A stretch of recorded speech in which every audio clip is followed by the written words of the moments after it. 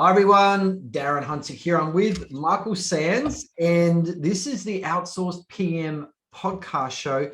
Michael, we've had some really good podcasts so far. You told me before you're getting some good feedback. What have you been hearing about what people have been learning? So many people, Darren, have reached out and said, I've just heard the podcast. I've listened to episode 1 and 2, and just the amount of information that they're gathering from it.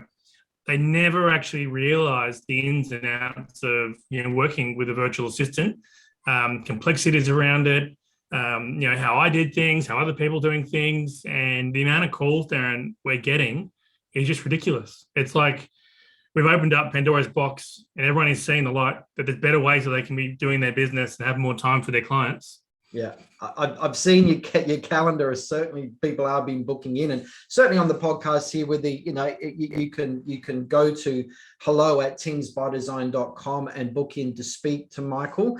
But today we want to talk about hiring a virtual assistant, because there's a lot of people out there, their appetites have been whet through listening to these podcasts about putting on a virtual assistant, or they maybe got one and want to put on another. And a lot of people may not have worked with a virtual assistant before. And there are some steps to go through that if you're wanting to employ your own virtual assistant. Now, Michael, you've been working with virtual assistants now since when? Early 2000s. Okay. So just very quickly run through some of the different countries where people can go to possibly source a virtual assistant outside of Australia if they want to do that. Where can they go? There's so many highly skilled people globally that have been working from home for such a long time, freelancing, and there's all those websites that allow you to tap into that. But we looked at, outsourcing tasks in India, Mexico, Eastern Europe, Western Europe, UK. And then we found that certain countries had certain strong skills attached to them. I found creatively that Eastern Europe was quite strong. I found that it's more transactional, working with people based out in India, because they're just used to kind of getting through the projects and delivering. Mexico was fine, bit of a time difference, but still, I settled with the Philippines, as you know, because time zone was comparable, customer service is exceptional. They take the time with people. A lot of them are highly skilled. I mean, a lot of the people have got university degrees. It's, I said to someone this morning that a lot of them are probably far more book educated than the property managers that are in the office. So common sense is what has to kick in. And, the Philippines has just been accessible to us. You can find lawyers there, Darren. We've placed legal assistants, estimators for builders. It's such a rich place for highly qualified people. It is, and accountants, bookkeepers, everything. I agree, and certainly their westernization is exceptional, and it does tick a lot of boxes. So I think with this podcast, we are going to focus on the Philippines. That is the most popular, certainly for Australian and New Zealand real estate officers when it comes to hiring virtual assistants and your work that you're doing in the United Kingdom. I know our American friends do like to prefer to go to Mexico because of the time zone. But that's only if you have to have a virtual assistant working in your time zone. If you're really smart, you can still work very effectively with Filipinos. So let's just talk about the 5 steps that if a person does want to recruit their own virtual assistant. Let's go through the 5 steps here, Michael. And after number 1, how do people going to the Philippines online, because you're not going to be able to jump on a plane at the moment and go there. How do they advertise to find a virtual assistant? You really have to make sure that you're getting in front of as many eyeballs as possible. And you're talking about a country that's got over 100 million people spread across hundreds of islands, different socioeconomic regions, high poverty, high worth, built up areas, farming areas. So when you're hiring, Darren, I've got to say, it can be a real headache when you're hiring for someone in your office, and it can be an exceptional headache when you're hiring someone that's not in your office in another country and you don't know the lay of the land. There is a difference hiring someone from a province as there is from in a city, as far as power, internet, accessibility and things like that. So what's really important is that we're getting our message and our job description in front of as many qualified people as possible. Us understanding the regions and where everyone is from makes it easier for us, to interpret the type of person we're going to find. We advertise on numerous job posting websites. We advertise in front of numerous Facebook and social media groups.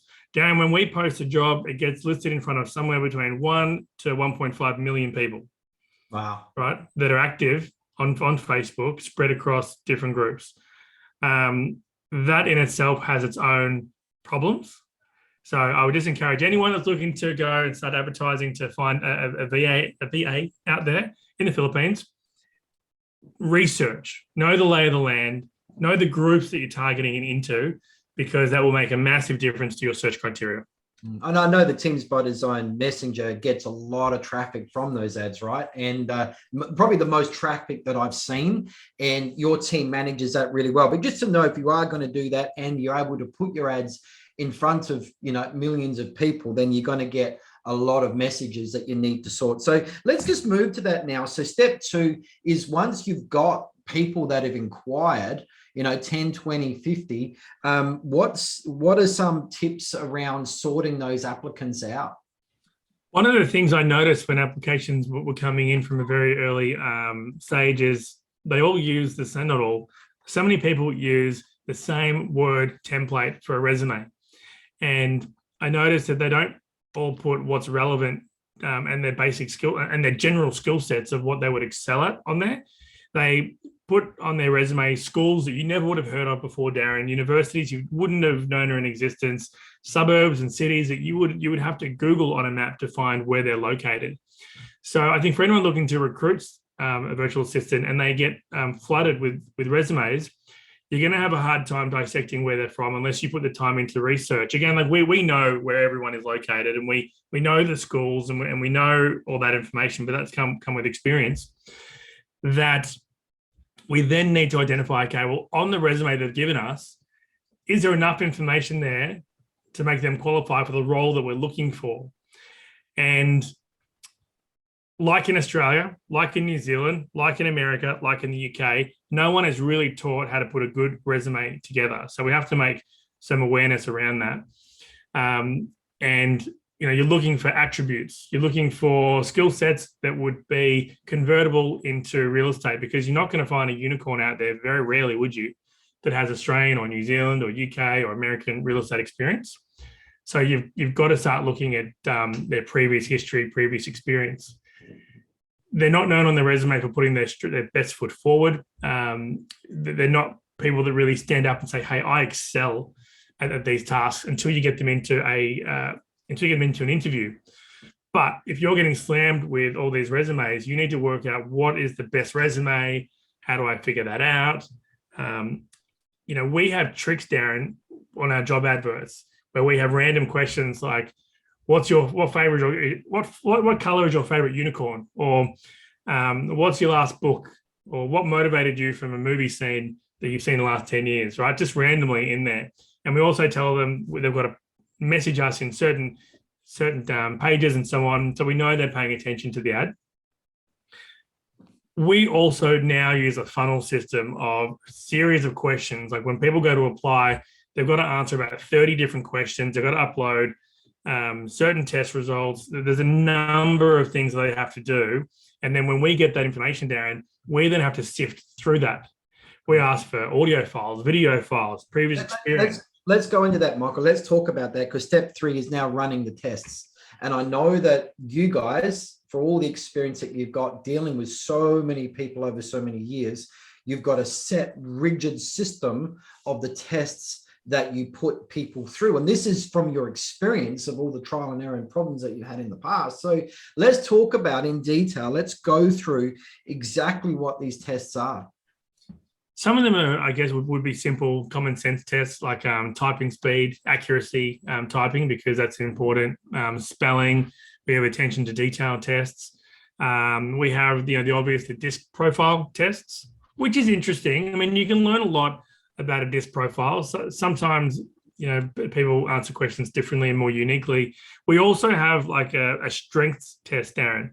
So a strengths test in addition with the DISC profile. So the DISC profile will tell me how likely you are to engage with someone, and in critical moment, would you be strong enough to kind of take a bit of a commanding position in the situation.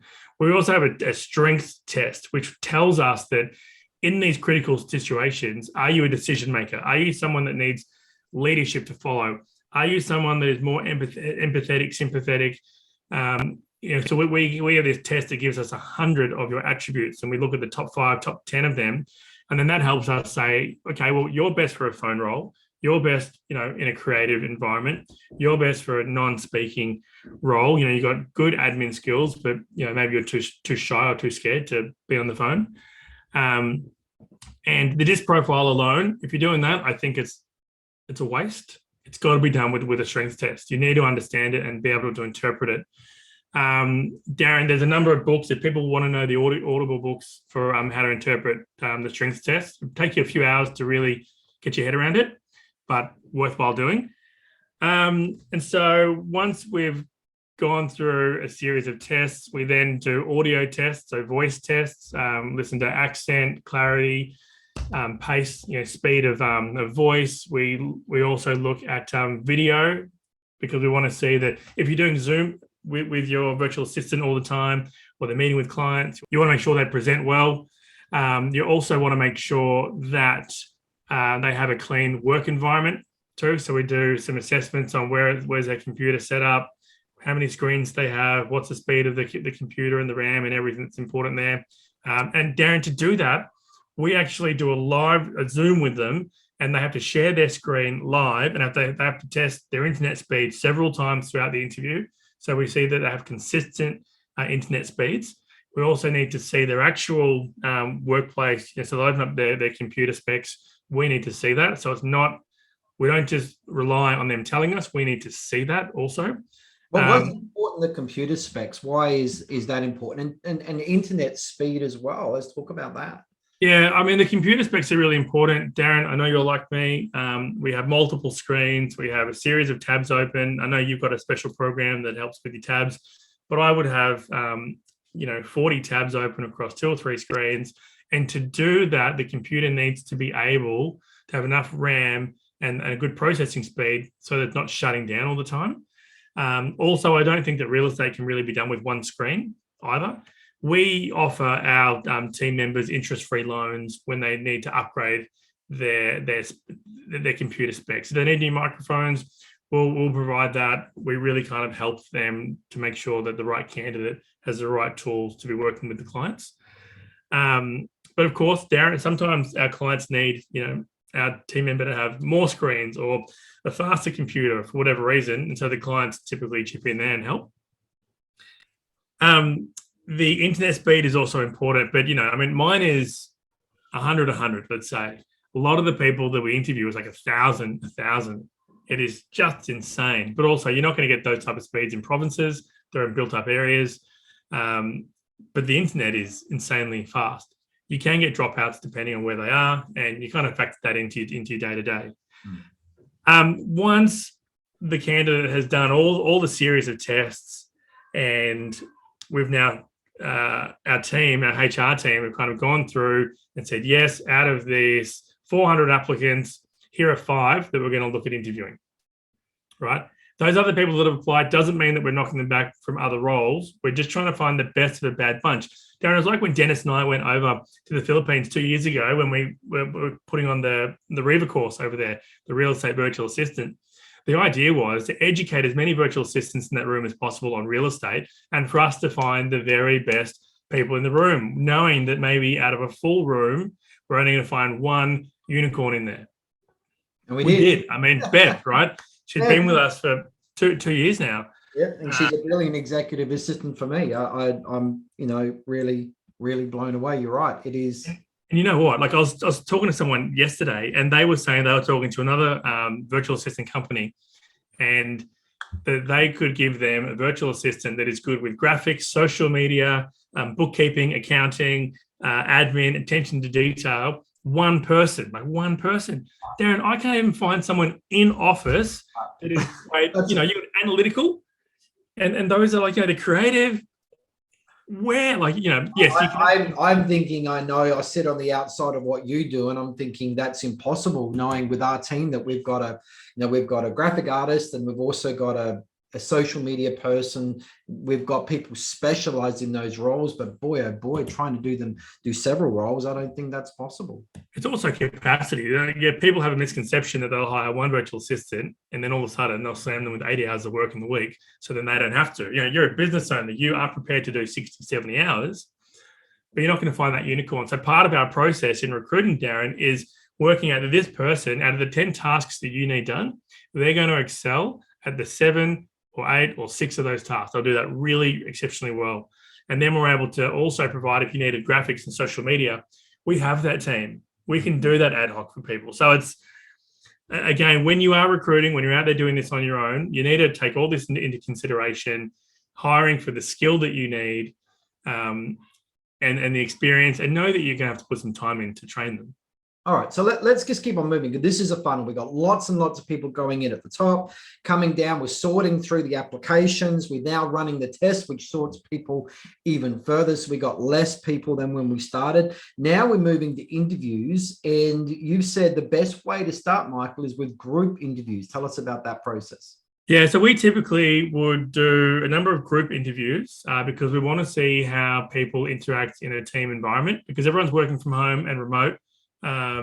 They're not working in an office and all collectively together. So we're mindful of mental health. We're mindful that people need to be able to engage. We're mindful that people might be shy in their first interview also while they're reading the room. We're looking for people that aren't scared to put their hand up, say how everything is going.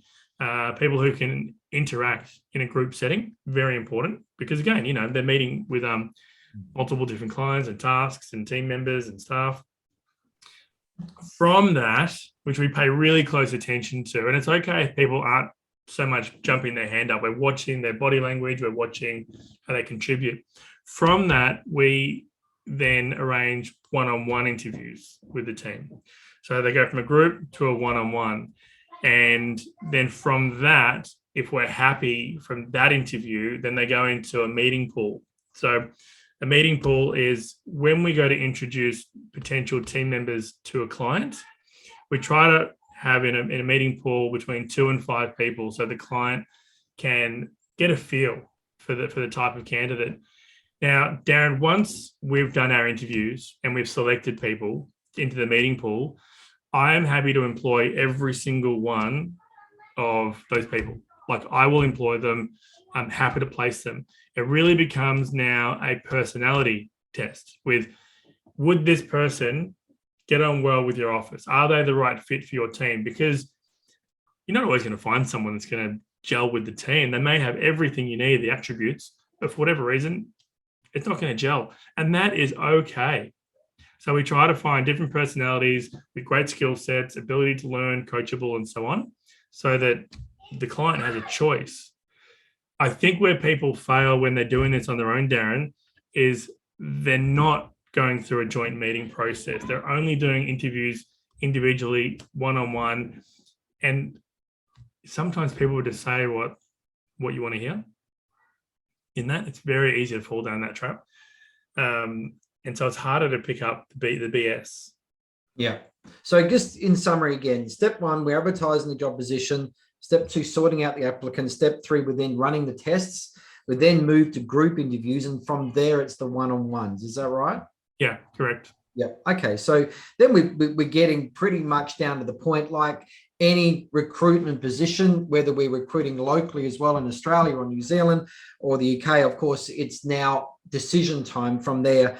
And that's really the 5 steps if you want to go and source a virtual assistant. But Michael, there are some inherent issues around dealing with a virtual assistant and employing them direct, as opposed to dealing with an organization like Teams by Design. Now, yes, you're going to pay a little bit more than, so if you employed a VA direct as opposed to dealing with a management company. But what are the issues and problems of doing it yourself as opposed to using a experienced company such as Teams by Design? What are some of the issues that people really need to be aware of?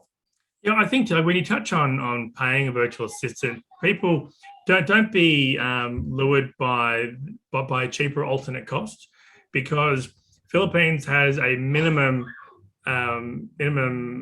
wage of about $1.80 or something an hour, right? And I know people that are in the industry that are paying their staff members, their virtual assistants, minimum wage, and I find that extremely appalling. So don't be lured by a low cost like that, because they have got cost of living, they have got standards, and they do need to put food on their table.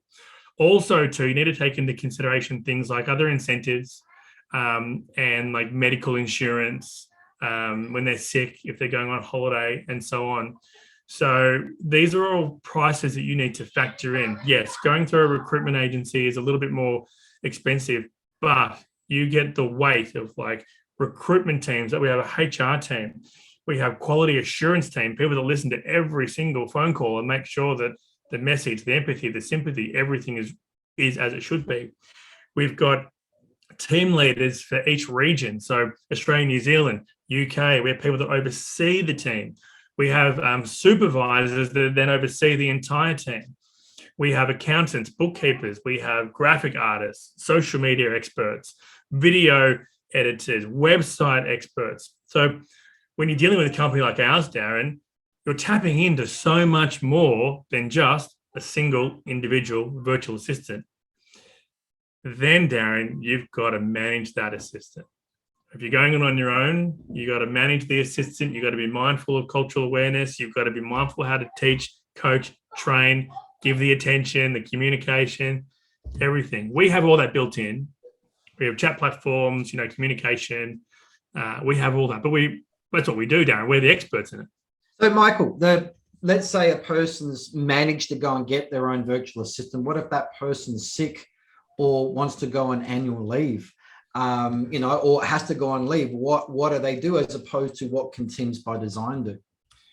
Look, depending on how good the information is that the client's given us on how they want their tasks to do, we'll compile a manual so that if someone is sick or annual leave, if it's annual leave, we know we may have someone available to step in and handle those urgent tasks.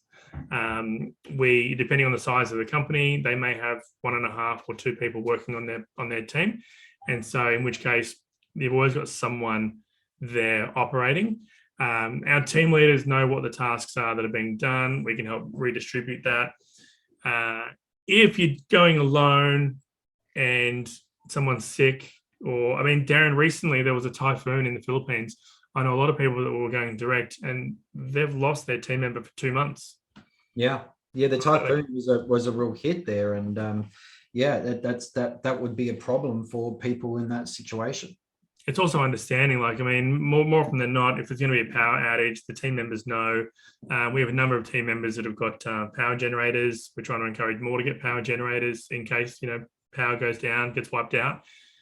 Dealing with people that are sick, Darren, I remember, with my rent roll, I tried to reduce the amount of in-office staff, and now we have a lot of staff in a real estate business, basically, that we're running, but we're providing support to so many real estate agencies. So I know that what you've been doing, your Teams by Design has an amazing array of resources now that would make any Australian business enviable. I can't think of probably one real estate office that has all the positions that you've got lined up. With your quality assurance officers, with a HR person, with social media, with graphic artists, and video. We got 2 full-time video editors. So there's all those things that you've got loaded. Let's just keep on going. So at this point, when you recruit someone, there's a training period. Tell us about that. Yeah. So once we've done the introduction to the client, and the client says, yes, I want to work with that person there. We then put them through an intense, 7-10 days of learning everything about Australian real estate or New Zealand or UK, so that, and we put them through the IGT training. We put them through other local training organisations relevant to the countries. We have Udemy channels. We've done slang. Not that they should speak slang in the country that they're working within, but so they understand what those slang words are, so that they understand, weather training, so they can identify how to find the news and the links and everything there. We also have training on understanding calls. We have training on being empathetic, sympathetic. Darren, we have like a Udemy account, and we have got hundreds of courses available on Udemy. In fact, with our team members, I let them go to Udemy or other courses online, select the course, and then we purchase the course for them so they can even upskill further. Too, that we're big on attending events ourselves, professional development. We always make sure we get the video recordings of the events. So all these high-class events around the world, our team have access to. Social media marketing world, content world, real estate coaching events. Like, they have got access to the best coaching. Business Masterclass, Don Miller, the Masterclass series that we have, everything. A lot of people that employ virtual assistants direct barely have access to any training, and they struggle giving any guidance. So while we're doing the training for the client, for the VA, when they are ready to work with you, they are above a junior and below a senior in book smarts. They really just need the practical experience. Whilst we're doing that, that's when we encourage you to go through and record your screen processes. Yes, we know how to do real estate. We have people doing most of the tasks. Fundamentally, real estate, property management across the world is quite similar.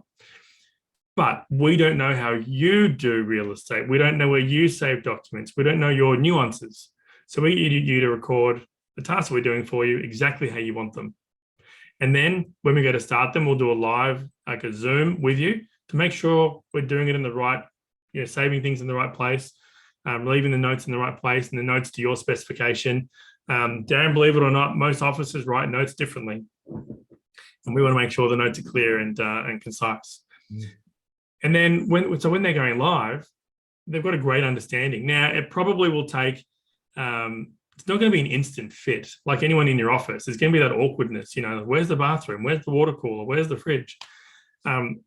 Expect a period of somewhere between 2 weeks and potentially 6 weeks, depending on the tasks that you've got your team member doing, of becoming familiar with how you speak to each other, familiar with your office banter, familiar with your nuances, any other tasks. Because Darren, most people, when they recruit a virtual assistant for certain tasks, after a few weeks, they're like, you know what? I'm going to give them this, and I'm going to give them this task and this task. So, but then, as our company, Darren, we'll have a look at the tasks that you're assigning, make sure that the person has adequate time to complete the tasks. It's a big job, Darren. What a headache for some people. I feel for anyone going out there on their own and trying to recruit someone. I can certainly see it's a big job, and you do an amazing job with so many people now that work for Teams by Design. So let's just wrap this up, Michael. If people want to reach out to you, to chat to you, what is the quickest and best way to do that? Quickest way, just go to the website, teamsbydesign.com, contact us, just drop us a note, and we'll give you a call back, make a time to do a Zoom. Yep. One of the team will be in contact. So well done. So yeah, great podcast there again. 5 steps to doing recruitment. It's a very crazy world out there if you want to do it yourself. You want to be careful of that, because it's like property management. So many landlords out there think that they can go and select the right tenant with their very minimal experience. You know how many pitfalls that they can go through a tenant selection. Virtual assistants is the same. So you want to deal with someone with a lot of deep experience in finding people that will fit into your property management business. So thank you so much, Michael, and take care, everybody. Thanks, Darren.